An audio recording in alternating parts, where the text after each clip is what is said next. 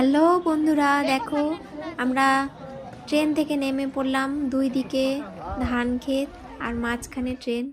দেখো আমরা নেমে পড়লাম। এরকম কোনো স্টেশন তোমরা দেখেছো নাকি? দেখে থাকলে অবশ্যই জানাবা।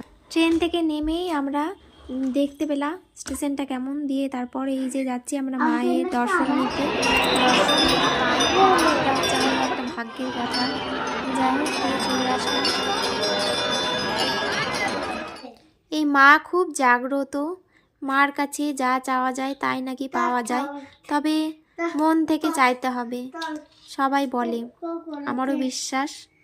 আমি আগের বারও গেছিলাম, তাই এবারও গিয়েছিলাম। খুব ভালো লাগে, সত্যি খুব ভালো লাগে।